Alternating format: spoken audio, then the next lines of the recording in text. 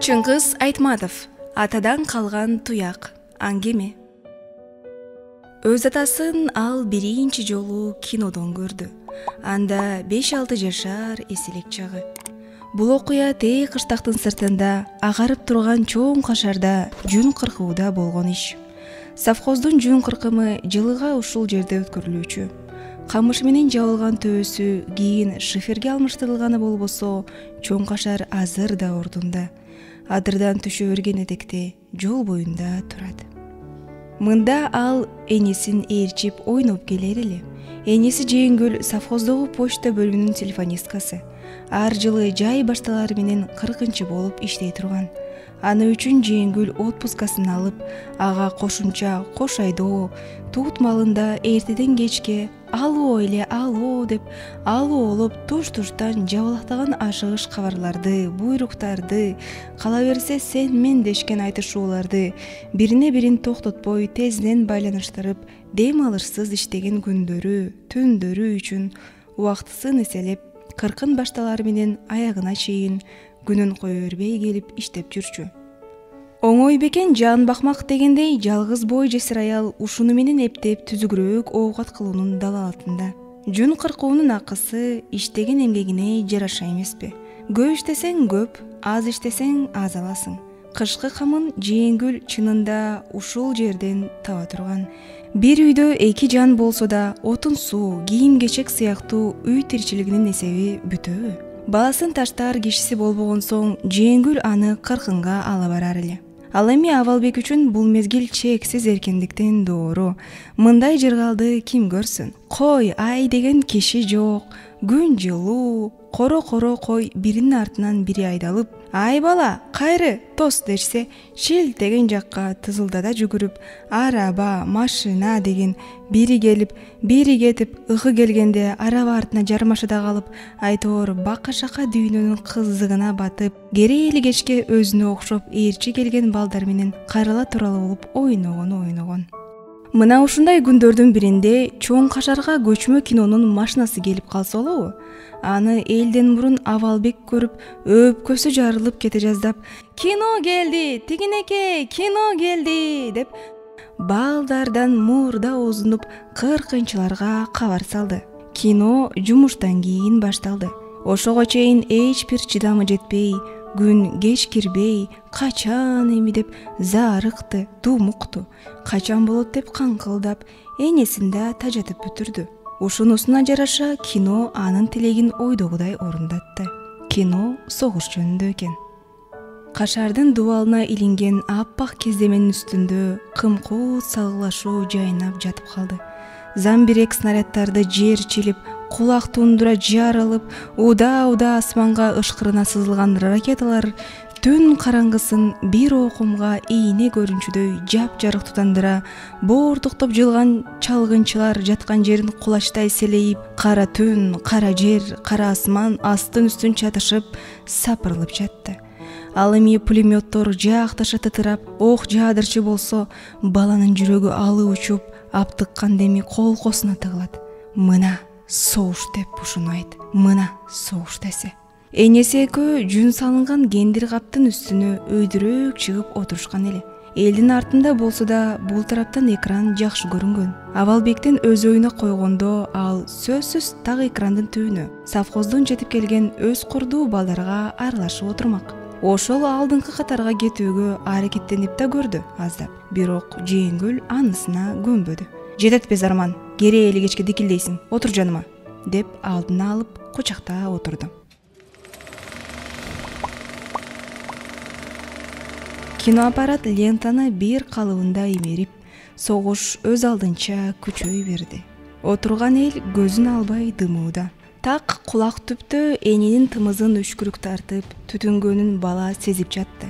Кээде Жээнкөл селт этип чоочуп, алда кайдан чыга келген танканын ок атар оозу аларды көздөй мээлеп бурулганда, уулун боруна бекемирээк кысып, ок тийип кетчүдөй жалтанып, жымырылып кетет.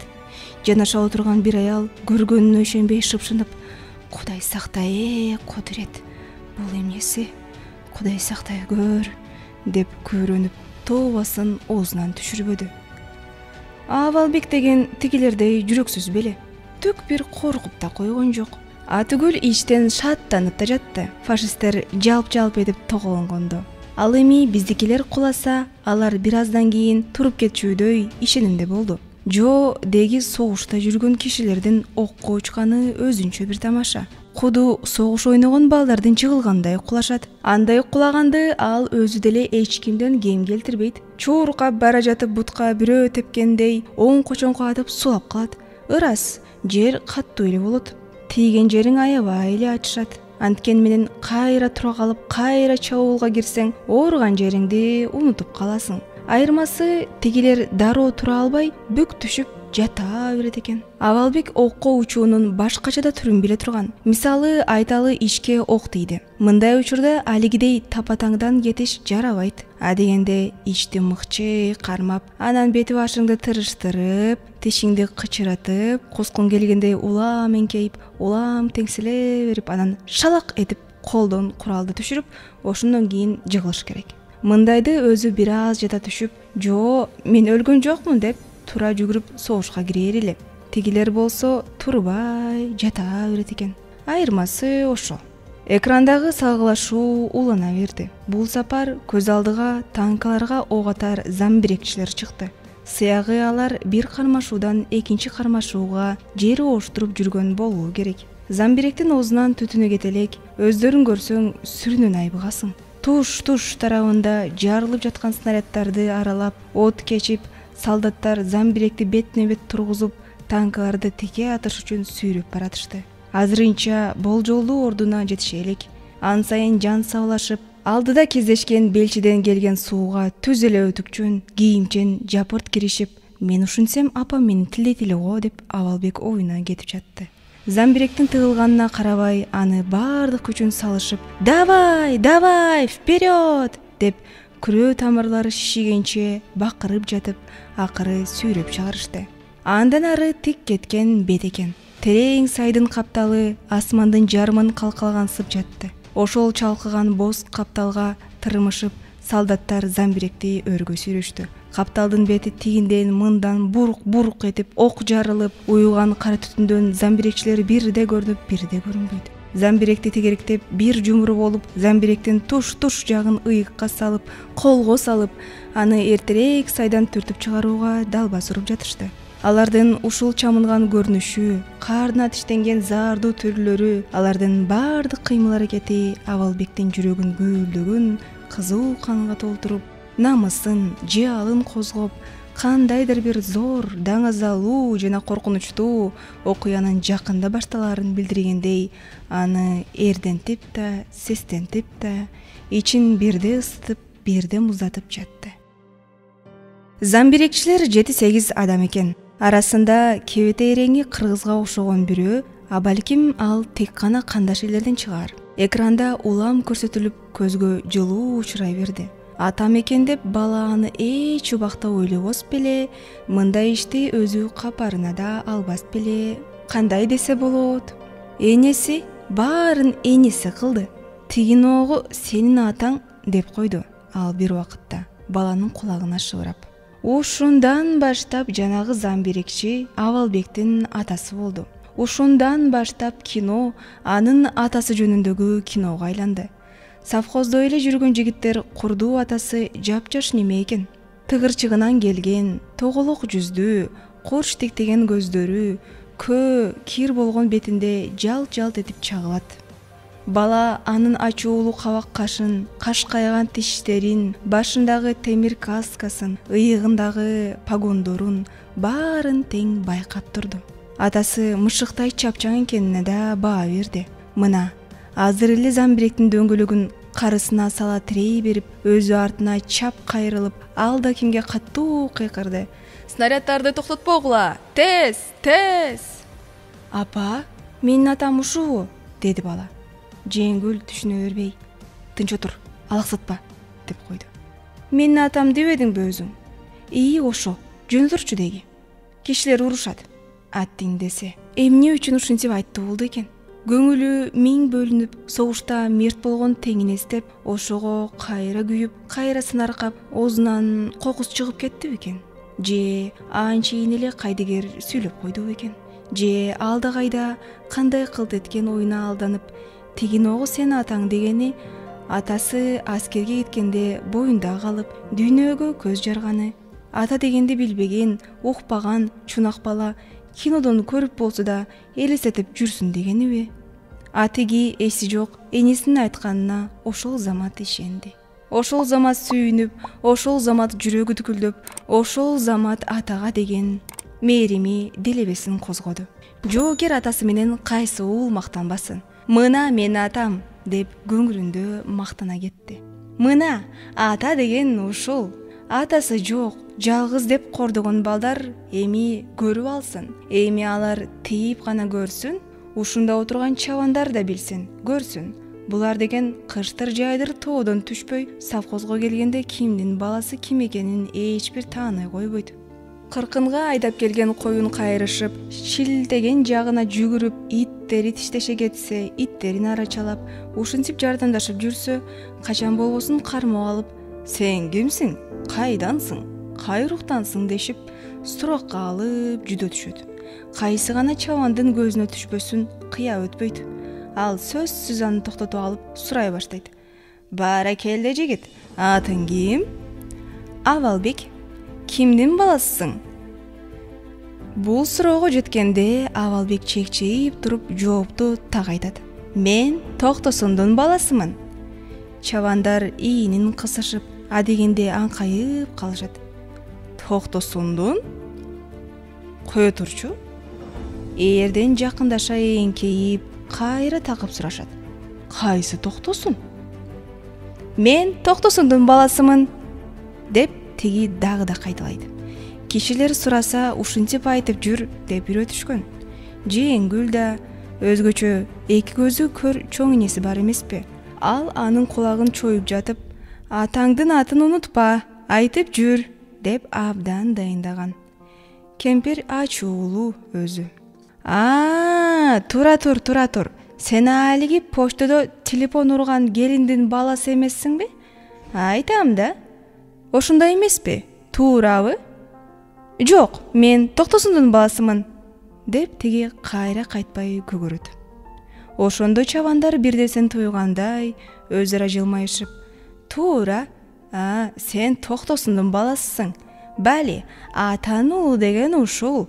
Аман бол" дешет. "Биз сени кантер экен деп сынап жатпайбызбы? Таарынба. Жыл 12 ай тоодобуз. Силер болсо мында чөптөй шуудурап чоңойт экенсиңер. Бала чаканы тааныбай да калат экенбиз. Эши кылып аман болгула." Ушундан кийин алар дагы өз ара шыбыраша калып, бир аз өткөн соң бала тигиндей ойноп кетти го деген кыяс менен угуза сүйлөшүп, анын атасы Токтосунду кеп кылышат. Ким эле, кайдан эле, көпкө чейин кабак чытышып, анан барып эстешип, анан барып баш ийкешип, "Кайран жигит" дешип, чырактай жапжаш кетпеди беле фронтко.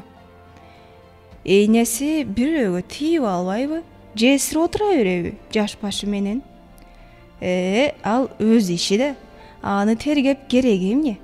Үмүтү бардыр. Кайдан деп болот? Бул кыяматта өлдү дегендер тирүү калып келип жатпайбы четинен?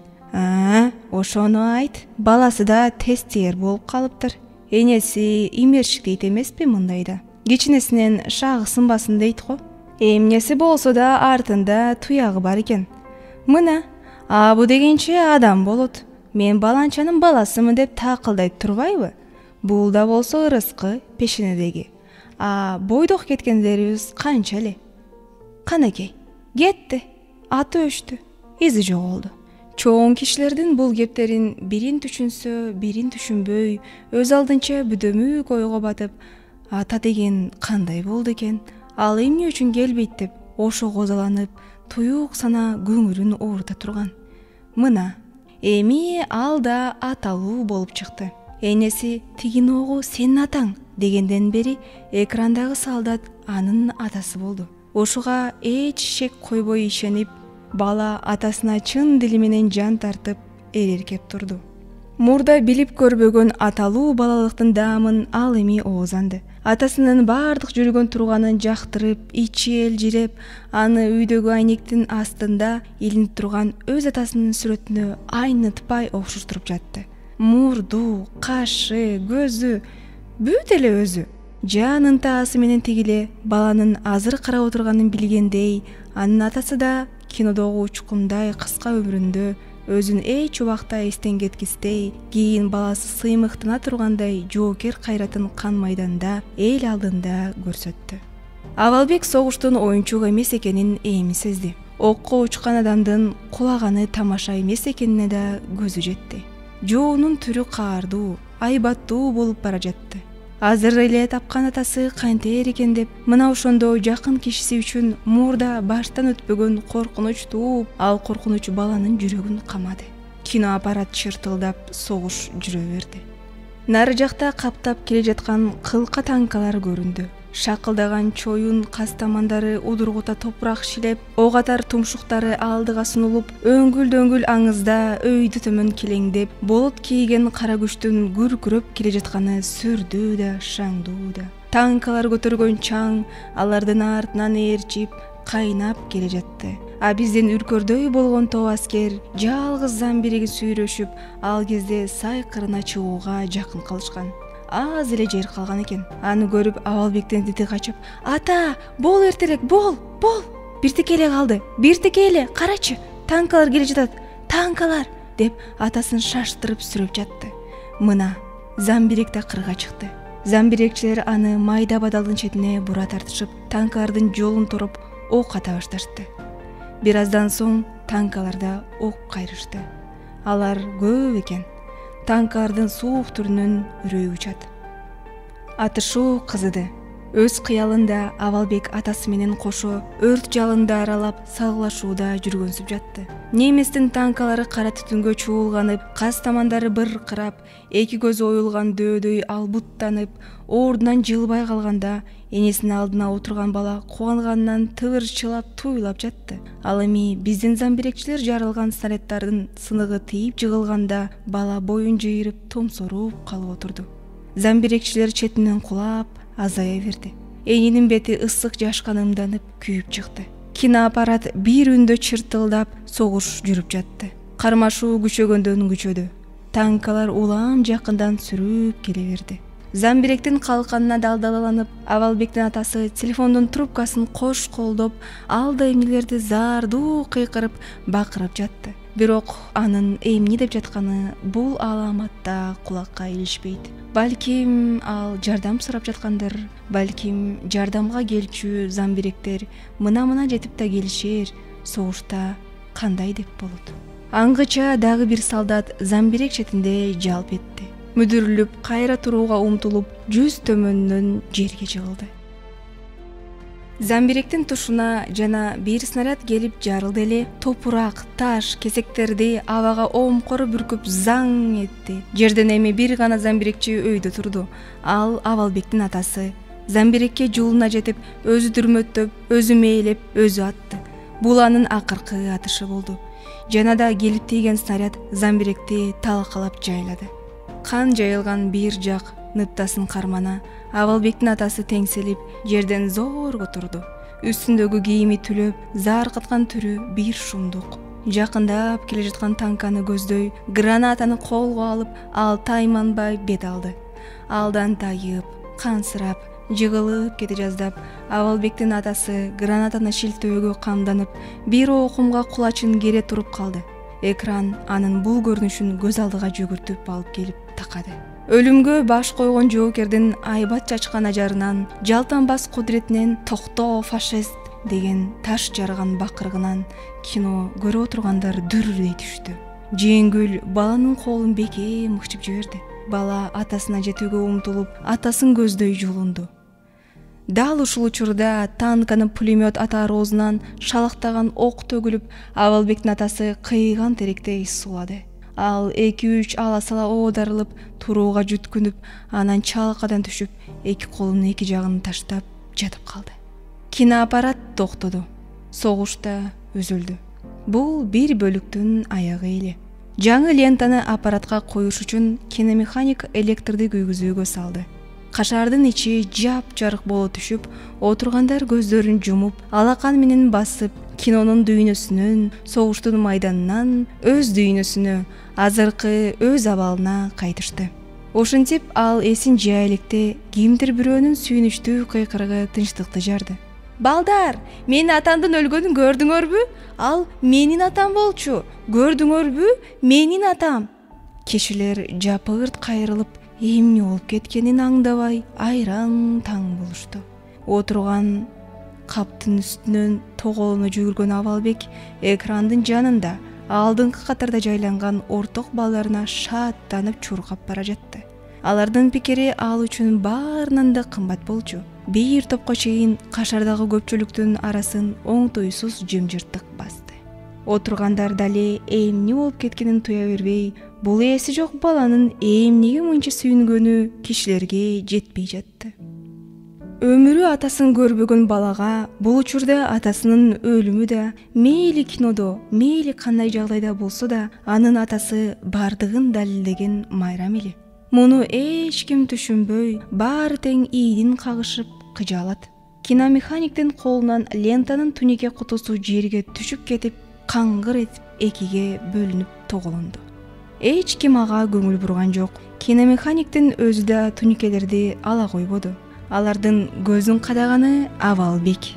Бул Абалбек деген майданда окко учкан баатырдын баласы, атанын ээрдеген таламын жактап: "Силер көргөн жоксуңарбы? Ошол менин атам болчу. Аны пулемет менен атпадыбы? Ал өлбөдүбү?"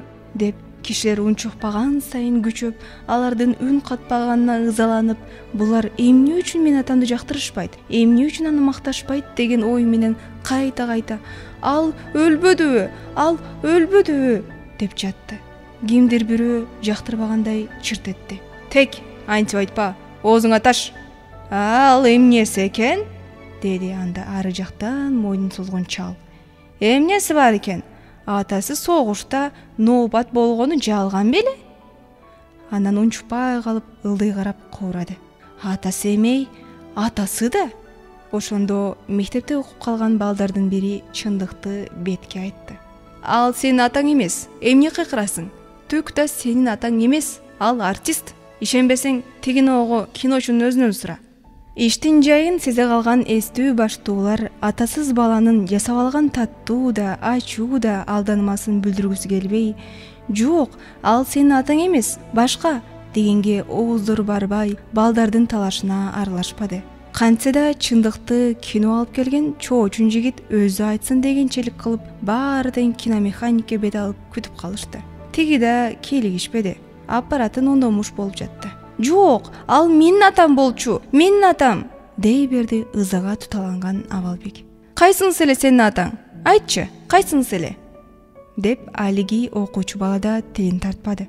"Сен көргөн жоксуңбу? Менин атам гранатты алып танкага мынтип, анан мынтип жыгылбадыбы?" Абалбек боюн жерге таштап, атасынын кандайча окко учканын көрсөттү. Дал өзүндөй келтирип, 2-3 аласыла оодарылып, анан чалкадан түшүп, экрандын алдында эки колун эки жакка таштап, өлгөн жоокердей жатып калды. Отургандар айласыздан дуу жарылып күлүп жиберишти. "Ой, бул артист турбайбы? Ой, жоругуң түшкөр." Бирок Абалбек күлгөн жок. Былк этпей, баатыр атасынын кейпин кийгендей, ошол калыбында экрандын бери четинде сулап жатты. Күлкү тыйыла калып, кашардын ичин дагы да жүрөк өйткөн дым басты. Жеңгүл" деди баягы тообалап кино көргөн айыл. Анын үнү каргылданып титиреди. "Эмне? Шал болуп отурасың? Карабайсыңбы тетиги балаңы?" Эми элдин баары Жеңгүл жакка бурулду. Анын көзүнө жаш алып, унчукпай, эрдин бек кымтып, түз басканын узата карашты. Жеңгүл баланын жанына келди да аны өйдө тургузуп: "Жүр балам, жүрө кой. Ошол сенин атаң" деп акырын айтып, аны колунан жетелеп тышка чыгып кетти. Ошентип алар кинону да аягына чейин көрүшкөн жок. Ай өйдөлөп калган экен. Төбөдө да, капталда да бейкут жолдуздар бейкут бет багып, бул дүйнөдөн эч бир кабары жоктой алыста. Бозомук түндүн аралыгында тээ бийикте тунарыңкы агарган зор тоолор да сууз. Бери четте совхоздун оттору үлпүлдөп, андан ары өлчөмсүз чоң тала туңгу уктанып, караңгы гүл сыяктуу көшүлүп жатыптыр. Алар үйүнө кайтып бара жатышты. Энеси унчуккан жок, ал да унчукпады. Бул саатта энеси эмне ойлоп бара жатканын бала билбеди. Тек гана жана көргөн атасын эсинен чыгара албай, кичинекей муштумдарын кекене түйүп, жанында басып бара жатты. Бүгүнтөн баштап ал ата жолуна түшкөнүн биле эле, атадан калган жалгыз туяк экенин биле эле. Аңгеменин аягы. Үн коштоп аудиолоштурган Айзат Кантбек кызы. Үн режиссеру Денис Бурдаков.